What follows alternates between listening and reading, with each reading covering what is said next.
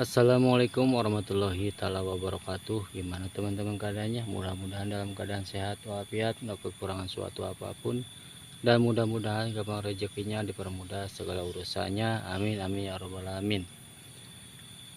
Nah, di kesempatan kali ini saya akan memperkenalkan sama teman-teman.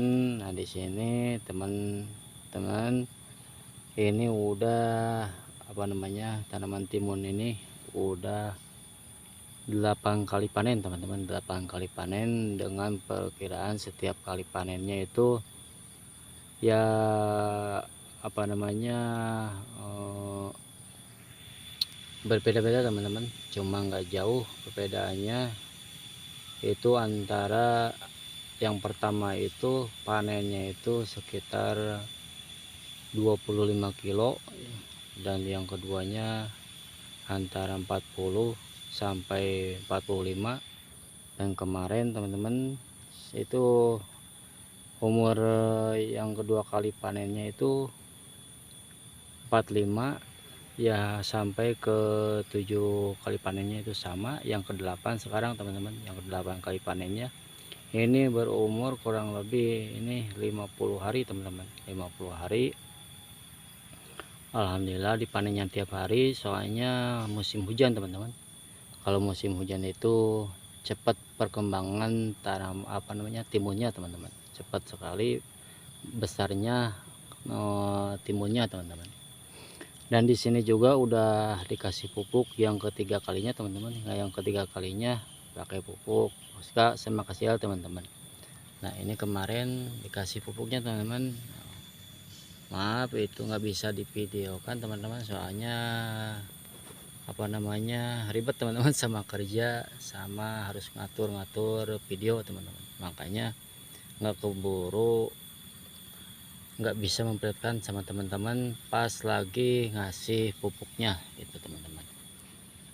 Tapi nggak apa-apa lah teman-teman ya, soalnya di sini saya itu video itu cuman sendirian teman-teman, nggak ada pembantu, nggak ada yang ngebantu videoin, cuma sendirian aja teman-teman, makanya nggak bisa secara langsung ngasih informasi sama teman-teman gitu, soalnya sambil kerja teman-teman.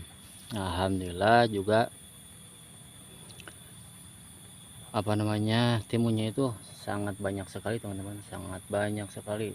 Setiap cabangnya itu ada timunnya teman-teman, setiap cabangnya itu ada timunnya, itu sampai ke atas, tinggi sekali teman-teman, sampai ke atas itu setiap cabangnya itu ada timunnya teman-teman. Alhamdulillah itu tiap hari panennya teman-teman, tiap hari panennya, soalnya kalau enggak tiap hari itu nanti kebesaran teman-teman, kebesaran sekali. Dan bisa juga teman-teman sambil kita video. Nah, ininya teman-teman, yang paling bawahnya itu yang udah kuningnya itu bisa dibuang teman-teman, bisa dibuang, dipetelin biar fokus ke buahnya teman-teman, biar fokus ke buahnya, biar banyak teman-teman, biar banyak dan makin subur ke buahnya teman-teman.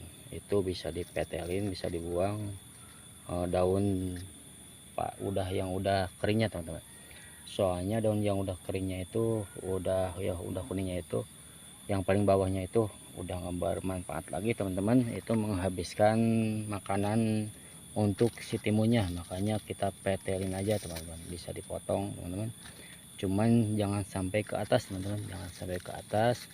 Yang hijau itu biarkan dulu, ini yang udah itunya teman-teman, yang udah kuningnya aja, biar fokus ke pembuahan. Nah, biar fokus ke pembuahan. Ini bagusnya teman-teman, kalau nanam timun itu di waktu musim penghujan itu sangat bagus sekali teman-teman, sangat bagus sekali, perkembangannya cepat dan bisa dipanen itu tiap hari teman-teman, tiap hari itu bisa dipanen. Itu sekali panennya itu kurang lebih ya tadi saya bilang 45 kilo teman-teman, 45 kilo. Ini luasnya itu ini 30 bata teman-teman.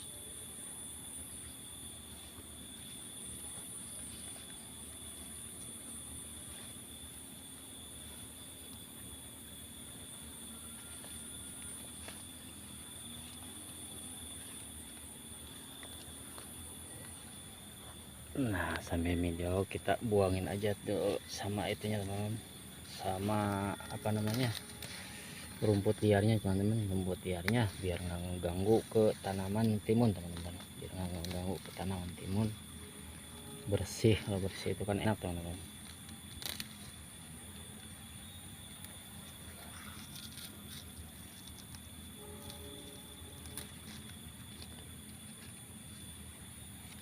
Nah untuk sekarang harganya teman-teman, harganya itu sangat menurun sekali teman-teman.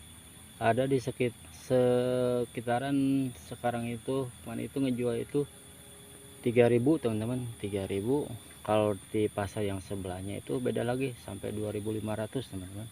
Tiap pasar itu beda-beda teman-teman, beda-beda, nggak sama untuk harganya teman-teman. Per kilonya itu nggak sama teman-teman.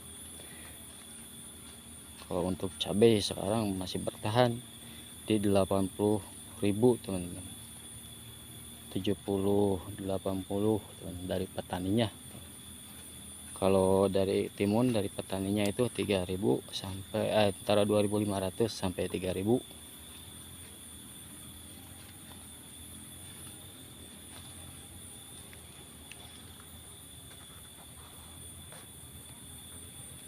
Nah ini besar, luas lahannya itu 30 bata teman-teman, sampai ke bawah sana tuh, sampai ke sana.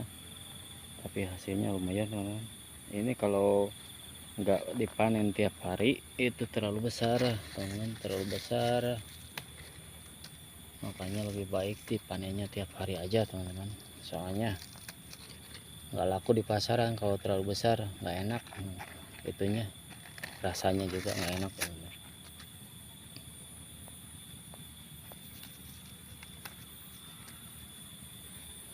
Nah ada juga yang sebelah sana teman-teman, sebelah sana itu lagi digarap, itu mau ditanamin cabai teman-teman, cabai rawit.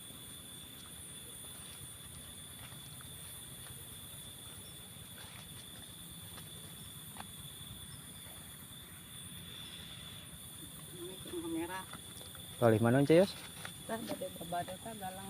Oh galang di tonggo.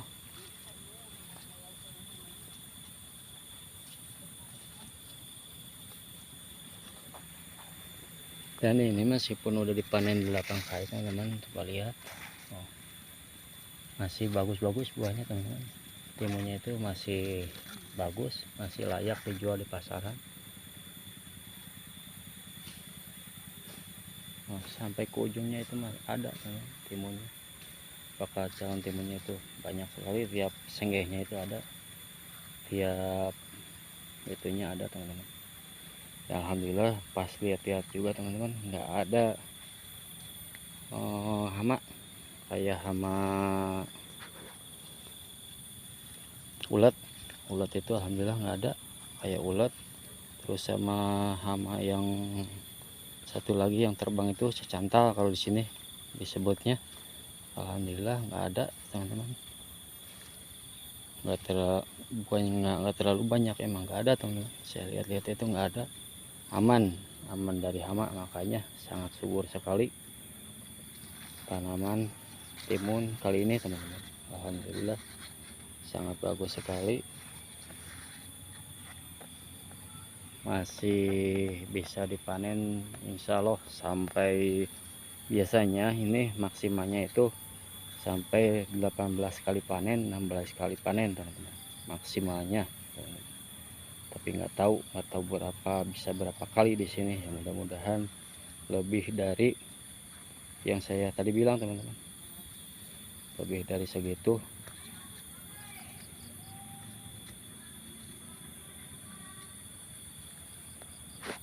Nah ini teman-teman hasil panennya kali ini teman-teman.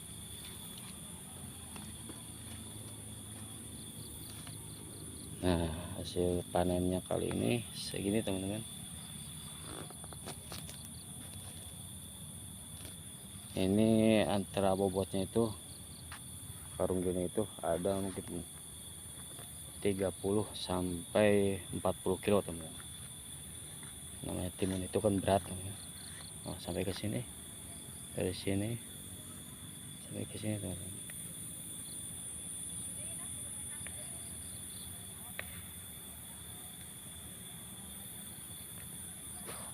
Nah, itu lagi pembukaan lahan lagi teman-teman untuk tanaman cabai.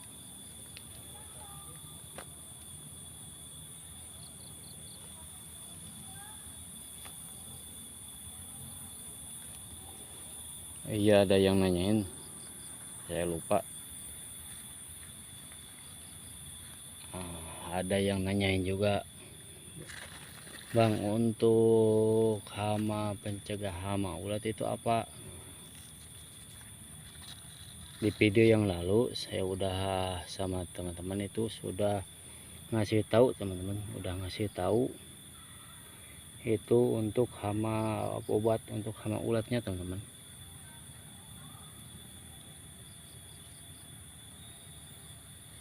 Bisa bisa dilihat di video yang lalu, itu saya udah kasih tahu semuanya sama teman-teman, obat dari awal sampai panennya teman-teman, udah dikasih tahu sama teman-teman. Di situ tinggal cari aja, klik aja, di sana ada teman-teman obat-obatannya.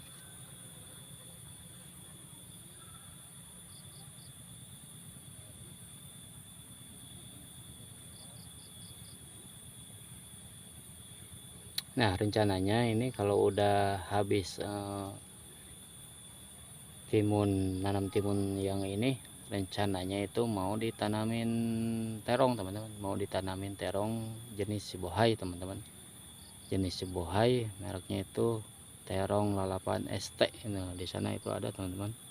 Cuman kalau di Jawa Barat khususnya di daerah saya ini masih kurang teman-teman, masih kurang yang yang nanamnya teman-teman, yang nanamnya, padahal kualitasnya itu lebih bagus dari terong lalapan yang bulat yang biasanya kita temuin di pasaran teman-teman. Soalnya kalau terong sibohai itu banyak kelebihannya, terutama dari segi rasa, dari segi dari besar buahnya teman-teman. Buahnya itu sangat besar sekali teman-teman, melebihi terong lalapan yang biasanya teman-teman. Itu besar, cuman agak lonjong teman-teman. Bobotnya itu juga lebih berat teman-teman, bobotnya itu. Dan rasanya itu renyah sekali teman-teman, renyah, manis. Itu enggak ada alotnya teman-teman. Kalau terong lalapan yang biasanya kan alot, ini enggak ada teman-teman, enggak ada alotnya. Makanya nanti di sini kalau udah habis masa panennya, mau ditanamin terong teman-teman, mau ditanamin terong jenis sibohai. Cuman terong jenis sibohai itu penyemaiannya itu agak lama teman-teman, sampai 40 hari 40 hari atau minimalnya itu sebulan baru bisa dipindahkan ke tempat yang lebih luas lagi di sini teman-teman. Kalau terong biasa kan itu cuman 28 hari juga bisa dipindah. Kalau terong sibohai itu agak lama teman-teman, penyemaiannya sampai 30 hari, antara 30 sampai 40 hari teman-teman, baru bisa dipindahkan. Dan masa pembuahannya itu sampai 2 bulan teman-teman, baru bisa dipanen teman-teman. 2 bulan sampai 3 bulan itu baru bisa dipanen teman-teman, baru bisa dipanen. Cuman kualitasnya itu sangat bagus sekali. Nantilah kita kita lihatkan sama teman-teman penggarapannya di sini teman-teman, untuk tanaman terong sibohai. Dan untuk informasi tanaman terong sibohai juga bisa teman-teman lihat di sana. 2 bulan yang lalu saya udah memperlihatkan yang punya Kang Ujang, itu di sana itu ada teman-teman terong sibohai. Nah, di sini rencananya mau ditanamin lagi terong sibohai teman-teman. Soalnya harganya itu lumayan bertahan, harganya itu nggak anjlok, nggak menurun, dan kualitasnya itu sangat bagus sekali teman-teman. Nantilah kita lihatkan sama teman-teman kalau udah habis masa panennya timun di sini teman-teman.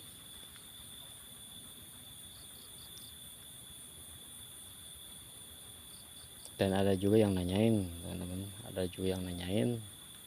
itu pupuk untuk menggemburkan tanah. Nah, untuk menggemburkan tanah kalau di sini teman-teman, biasanya itu mau nanam timun, mau nanam terong atau nanam cabai, itu biasanya itu dikasih dulu pupuk dolomit teman-teman, bisa kapur dolomit dan kotoran mau ayam, mau kambing, mau domba yang udah difermentasi sama M4 teman-teman, lalu dicampurkan di tanahnya, lalu biarkan dulu, udah mencampur sama tanahnya biarkan dulu selama 2 minggu atau 3 minggu teman-teman. Ini kalau di sini timun.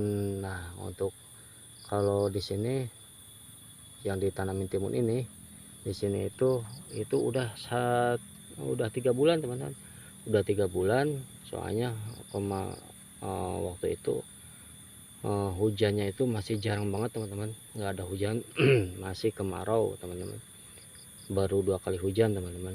Nah, biarkanlah sampai 3 bulan. Nah, udah nanam padi yang sekarang baru bisa ditanami teman-teman. Soalnya dilihat-lihat cuacanya apa namanya hujannya itu sangat bagus sekali untuk tanaman timun, makanya ditanaminlah sebulan 50 hari yang lalu teman-teman. Nah, sekarang udah bisa dipanen nih, udah 8 kali panennya teman-teman. Nah, itulah untuk menyuburkan tanah pH-nya biar bagus lagi teman-teman. Itu 3 bulan kalau di sini kan, 3 bulan. Soalnya waktu itu nggak ada hujan sama sekali. Makanya alhamdulillah sebagus ini teman-teman. Dari segi buahnya, dari segi daunnya atau pokoknya itu sangat bagus sekali teman-teman, sangat mendukung sekali. Makanya harus diperhatikan dulu. Kalau pH tanahnya itu harus diperhatikan, itu antara 5 sampai 7 teman-teman. pH tanahnya itu bagusnya teman, idealnya itu teman. Kalau kurang dari 5 itu jelek sekali, harus di pH tanahnya itu harus ditingkatkan lagi teman-teman, sampai 5 sampai 7% teman-teman. Makanya percuma meskipun kita banyak obat-obatan, kayak obat dasarnya, kayak penyepraiannya, kayak apa namanya pengocorannya atau pupuk yang lainnya, kalau pH tanahnya itu rendah, itu percuma teman-teman, percuma sekali. Makanya sebelum nanam pH tanahnya itu ditingkatkan lagi teman-teman, ditingkatkan lagi. Soalnya untuk tanaman timun itu sangat boros sekali terhadap apa namanya kesuburan atau makanan yang ada di tanahnya, itu sangat boros sekali kalau untuk tanaman timun. Makanya nanti juga kalau untuk tanaman terong di sini mau diolah lagi teman-teman, mau diolah lagi. Soalnya dari apa namanya bekas tanaman timun itu otomatis pH tanahnya itu sangat rendah sekali teman-teman, sangat rendah sekali. Kalau bekas tanaman timun pH tanahnya harus ditingkatkan lagi teman-teman. Kalau di sini pakai dolomit, kapur dolomit sama kotoran ayam atau kotoran kambing atau domba teman-teman. Bisa juga teman-teman apa namanya ngambil dari alam, itu bisa juga dari pohon pisang teman-teman. Pohon pisang itu dirajang, dihaluskan, nah ditaburinlah ke atas tanahnya, biarkan dulu sampai membusuk teman-teman, sampai membusuk teman. Nah, itu bisa juga pakai pokok pisang teman-teman, pakai pohon pisang yang udah diambil pisangnya, itu bisa dimanfaatkan pokok pisangnya itu untuk kesuburan tanahnya juga teman. Ada juga banyak lah yang jenis, kalau dari alam itu banyak jenis-jenis daun-daunan gitu teman-teman, banyak juga, bisa juga teman-teman. Nah, untuk cari informasinya di Google juga banyak teman-teman, yaitu tanaman-tanaman atau daun-daun yang bisa meningkatkan pH tanahnya itu banyak sekali teman-teman. Makanya daripada kita beli, mendingan kita cari di alam aja teman-teman, di alam aja, dan manfaatkan yang ada di sekitaran kita. Nah, segitu saja informasi yang saya dapat sampaikan di video kali ini. Mudah-mudahan ada sedikit manfaat dan mudah-mudahan teman-teman terhibur. Terima kasih kepada yang selalu setia mensupport channel saya, yang udah subscribe. Semoga teman-teman, kebaikan teman-teman dibalas sama Tuhan Yang Maha Kuasa. Dan yang baru tahu channel saya, coba apa namanya, dukung channel saya dengan cara subscribe, komen, like, and share teman-teman.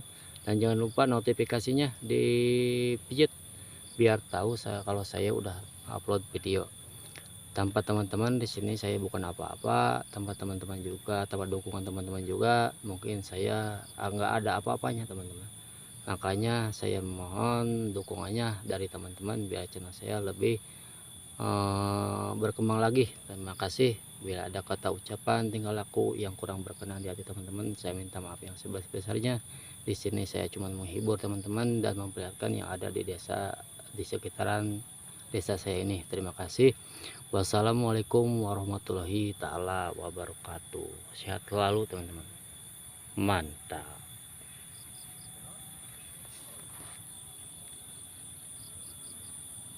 Nah, di sini sekitar ini sebelah sana juga tuh palawija mau ditanamin cabai. Soalnya di sini juga tuh cabai teman-teman. Itu cabai yang udah saya upload beberapa puluh kali teman-teman, dari pertama nanam sampai panen. Sebelahnya juga udah ditanamin teman-teman. Nah, di situ udah komplit teman-teman informasinya.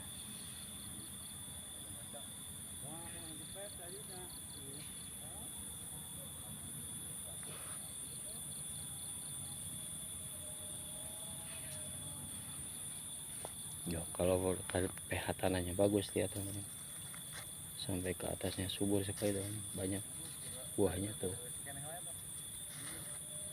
Makanya perhatikanlah pH tanahnya teman-teman, tingkatkan lagi biar kesuburan tanahnya itu terjamin bagus.